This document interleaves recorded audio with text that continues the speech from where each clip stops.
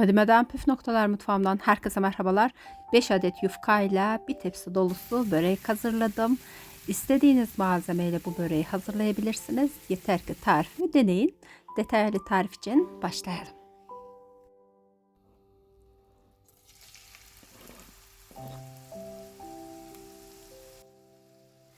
Ocağın üzerine almış olduğum tavanın içerisine 1 yemek kaşığı tereyağı ve 4 yemek kaşığı sıvı yağ ilave ettikten sonra bir adet doğranmış kuru soğanı ilave ediyorum.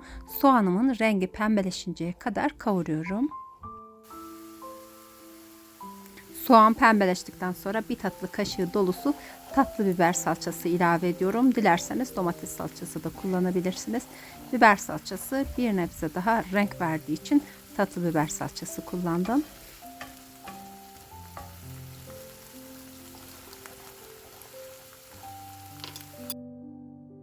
800 gram haşlanmış patatesimi iyice ezdikten sonra içerisine bir tatlı kaşığı tuz ilave ediyorum.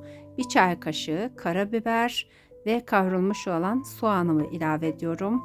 5-6 dal kadar ince ince kıyılmış maydanozumu ilave ederek iç malzememi karıştırıyorum. Patatesli böreklerde iç harcı bol olursa daha lezzetli olduğunu düşünerek patates miktarımı fazla tuttum. 800 gram haşlanmış patates.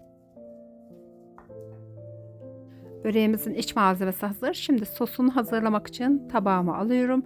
İçerisine 3 adet yumurtanın bir tanesinin sarısını yüzüne sürmek için ayırıyorum ve 2 adet yumurtayı çırpıcı yardımıyla çırpıyorum.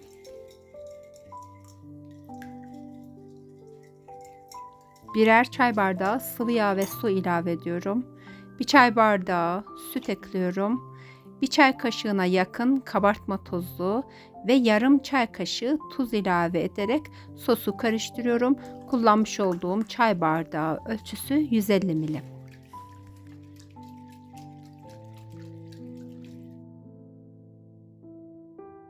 Beş adet yufkamı paketinden çıkarıp hazır ettim. Fırın tepsimi öncesinden yağladım. Şimdi her bir yufkamı su böreği yufkası gibi elimle buruşturup şekil oluşturarak fırın tepsisine yerleştiriyorum.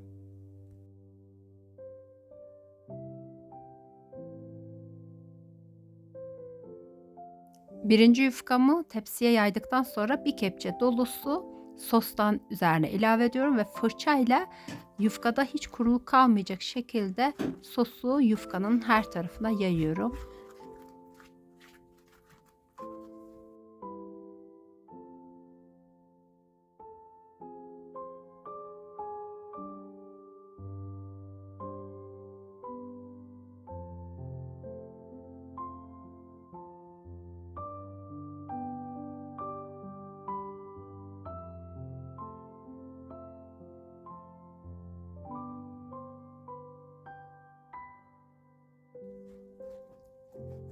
Arkadaşlar ikinci yufkamı da tepsiye aldıktan sonra sosu ilave ettim. Fırçayla yufkanın her tarafına sosun denk gelmesini sağladım. Ve şimdi patatesli iç harcımın yarısını bu kat için uygulayacağım.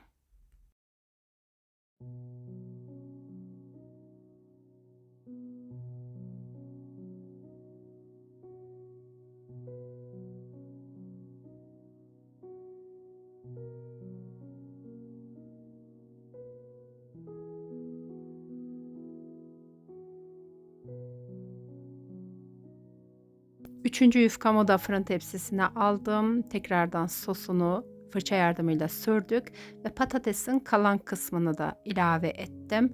Yani 2 kat oldu patatesli iç malzememiz arkadaşlar. Geriye 2 yufkamız kaldı. 2 yufkayla da böreğin üst kısmını oluşturmuş olacağız.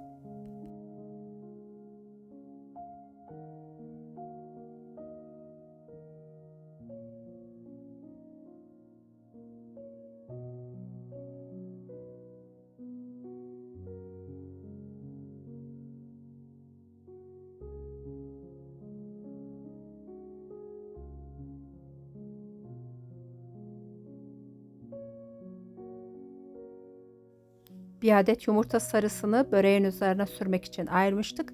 Kalan sosu da içerisine ilave ediyoruz ve fırçayla bu karışımı böreğin üzerine süreceğiz. Bir adet yumurta sarısı da burada böreğin üzerinin daha güzel kızarmasını sağlayacak.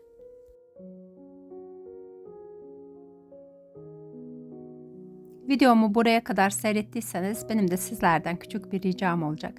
Henüz kanalıma abone değilseniz abone olabilirsiniz. Bildirim zilini aktif hale getirerek her yeni videomdan haberdar olabilirsiniz. Kanalımın büyüyüp bir yerlere gelebilmesi tamamıyla sizin ellerinizde. Umarım Fadime'den desteğinizi esirgemezsiniz. Şimdiye kadar desteği olan herkese ama herkese çok çok teşekkür ediyorum.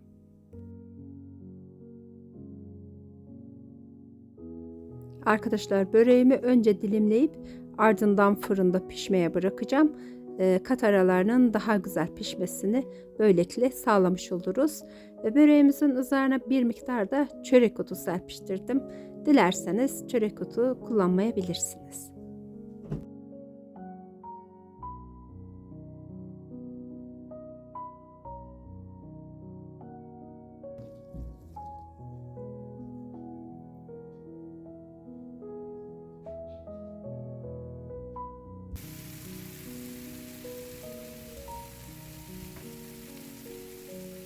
...200 derecelik önceden ısıtılmış fırında böreğimizin alt üstü nar gibi kızardı.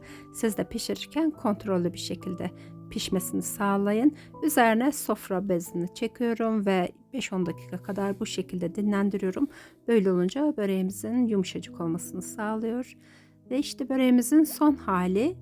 Bugünlük de Fadime'den bu kadar. Başka bir günde yeni bir lezzette tekrardan görüşmek üzere. Sağlıcakla kalın. Hoşça kalın.